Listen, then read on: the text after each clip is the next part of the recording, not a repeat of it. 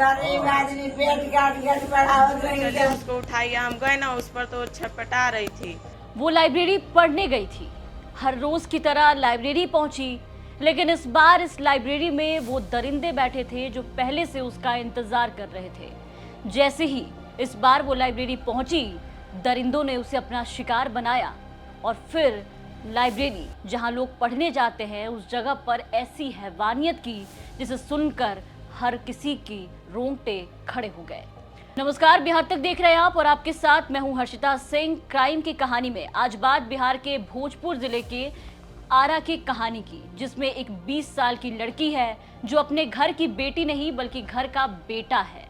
और ये बेटा जब लाइब्रेरी पढ़ने जाती है अपने सपनों को पूरा करने के लिए, तभी कुछ दरिंदे मिलकर उसके साथ ना सिर्फ गैंगरेप की घटना को अंजाम देते हैं बल्कि कुछ ऐसा करते हैं जिसे सुनने वाले जो है वो सुनकर सिहर गए।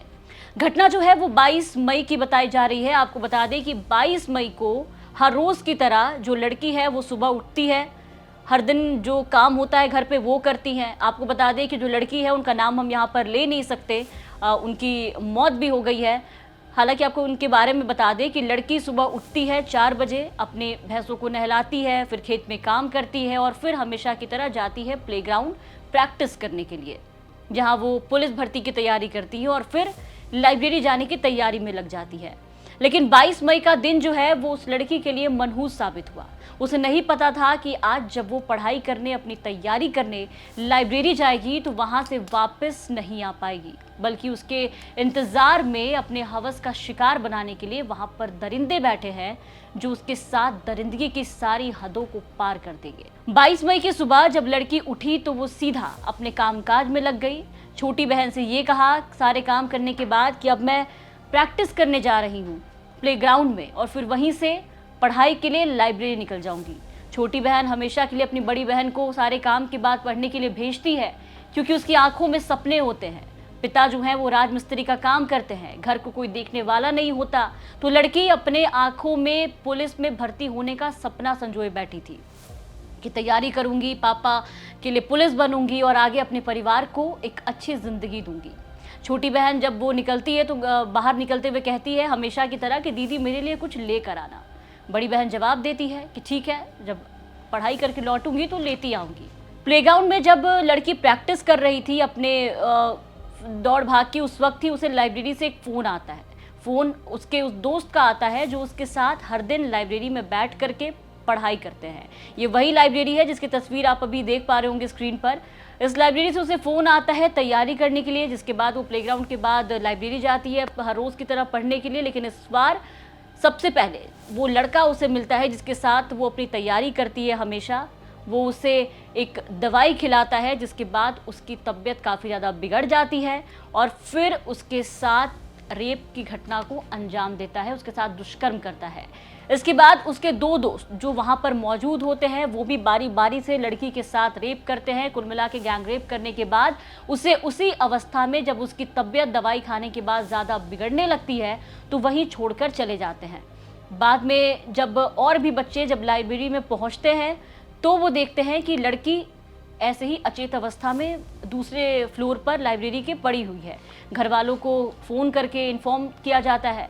घर से छोटी बहन और छोटा भाई दोनों ही जैसे तैसे करके यहाँ पर पहुँचते हैं। आपको बता दें कि जो लड़की है वो 6 भाई बहन है, जिसमें ये अपने घर में सबसे छोटी भी बताई जाती है। तो भाई बहन इसके जब वहाँ लाइब्रेरी पहुँचते हैं तो देखते हैं कि लड़की के कपड़े फटे हुए हैं, उसके साथ कुछ गलत होता है, वो बोल नहीं पाती है, उसे सांस तक लेने में दिक्कत बताई जा रही है। छोटी बहन ने क्या कुछ बताया वो भी हम आपको सुनाएंगे कि किस तरीके से जो पीड़िता है वो वहाँ पर सांस के लिए जूझ रही थी। इसके बाद जब वहाँ छोटे भाई बहन पहुँचते हैं, अपनी बहन को इस हालत में देखते हैं तो सीधे उसे एक पास के मेडिकल हॉल में ले जाते हैं वहाँ पर चेकअप के लिए। लेकिन तभी डॉक्टर जो है वो उसे सीधे अस्पताल ले जाने के लिए कहता है। अस्पताल ले जाते हुए लड़की बीच में ही दम तोड़ देती है और फिर उसकी मौत हो जाती है। अब इस पूरे मामले पर छोटी बहन ने क्या कुछ बताया है, आंखों देखी घटना क्या कुछ देखा जब वो मौके पर पहुंची, तो सुनिए।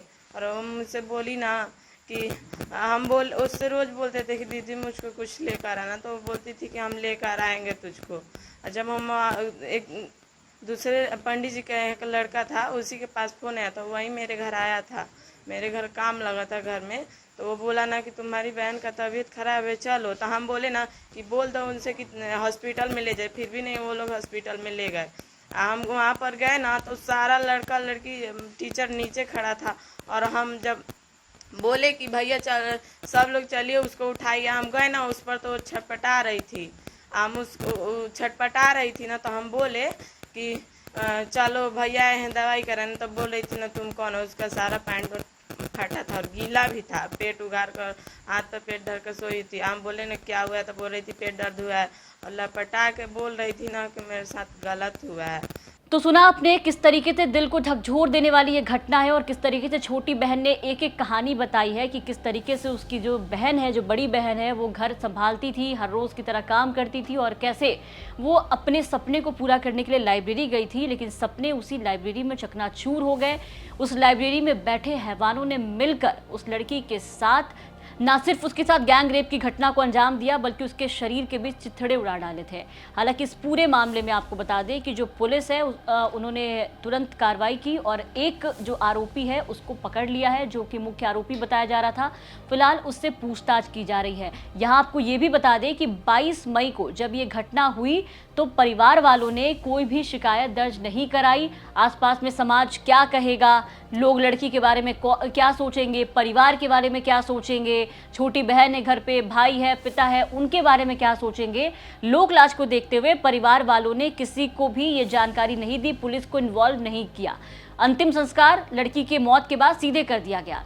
लेकिन फिर आया 24 मई का दिन, जब आसपास के लोगों ने पूरे परिवार को समझाया कि भाई पुलिस को बताओ, क्योंकि ये घटना मामूली नहीं है, आज इनके साथ हुआ है, कल किसी और के साथ भी हो सकता है। जिसके बाद परिवार ने हिम्मत जुटाई, पुलिस को लिखित शिकायत दिया। उसके बाद फिर लाइब्रेरी में जाकर के सीसीटीवी फुटेज की जो जांच है वो की गई, सीसीटीवी फुटेज को खंगाला गया। उसके बाद जो चीज़ें निकल करके सामने आई उसके आधार पर फिलहाल एक आरोपी को पकड़ा गया है, उससे पूछताछ जो है वो जारी है। आरोपी ने पुलिस पूछताछ में इस बात को स्वीकार भी किया है, जानकारी के मुताबिक आपको बता दें, और अपने 2 दोस्त जिसको वो वहां पर लेकर के गया था उसके बारे में भी उसने बताया है कि किस तरीके से उसने इस पूरी घटना को अंजाम दिया। लड़की को लाइब्रेरी बुलाया जाता है, फिर उसको दवाई खिलाई जाती है, उसकी हालत बिगड़ती है, उसके साथ गैंग रेप किया जाता है और फिर उसे उसी अवस्था में छोड़ दिया जाता है। 22 मई की है और शुरू में जो है परिवार वालों के द्वारा हम लोग को सूचित नहीं किया गया था, परंतु आसपास के लोगों के द्वारा जब ये बताया गया तो घटनास्थल का निरीक्षण एडिशनल एसपी साहब ने किया है और मामला संदिग्ध इसमें प्रतीत हुआ। इसके बाद हम लोगों ने जो है आवेदन प्राप्त किया है परिवारजनों के द्वारा, और इसमें जो मुख्य आरोपी है जो डीसी यादव है उसको तत्काल गिरफ्तार किया गया। उसके पूछताछ में भी ये बात प्रकाश में आई है कि वो और उसके साथ 2 अन्य उनके जो है मित्र हैं, ये लोग पूर्व से पहले उस जो प्रीता को जानते पहचानते थे, साथ में पढ़ाई करते थे। तो ये घटना की गई है, उसमें एक अपराधी की गिरफ्तारी की गई है, अन्य 2 अपराधी की गिरफ्तारी भी जल्द कर ली जाएगी। तो परिवार वालों का अपनी बेटी के खोने के बाद रो रो कर बुरा हाल है। माँ दहाड़ मार के रो रही हैं, चीख रही हैं, चिल्ला रही हैं, सवाल कर रही हैं, बार बार अपनी बेटी को वापस लाने की गुहार लगा रही हैं। ये सिस्टम से सवाल कर रही हैं और बार बार ये पूछ रही हैं कि क्या मेरा दिन बदल सकता है। वो मेरी बेटी नहीं, वो मेरा बेटा था, मेरे घर का बेटा था। वो सपने पूरे करने लाइब्रेरी गई थी, पढ़ने गई थी, अपने पिता की मदद करना चाहती थी, लेकिन दरिंदों ने सारे सपने चकनाचूर किए और उसको भी मार डाला।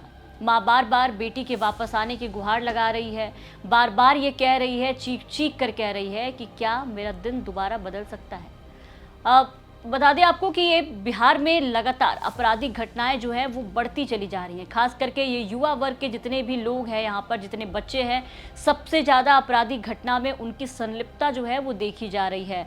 बिहार में कई ऐसे कांड हमने कल भी आपको दिखाए कि एक के बाद एक, कभी गोली कांड तो कभी मर्डर हो रहा है बिहार में। उन सब में जितने भी मिड एज के लोग हैं वो ज़्यादातर इस कांड में संलिप्तता उनकी दिखाई दे रही है। और एक बार फिर देखिए कि आरा में जो घटना हुई है, यहाँ भी सारे कॉलेज के ही स्टूडेंट बताए जा रहे हैं। छात्रा जिसके साथ दुष्कर्म हुआ उसकी भी उम्र 20 साल बताई जा रही है। वो ग्रेजुएशन पार्ट 2 की स्टूडेंट थी जिसके साथ ये कांड हुआ है, और उसके साथ के लोग ने ही ये कांड किया है, उनकी भी उम्र बहुत ज़्यादा नहीं है।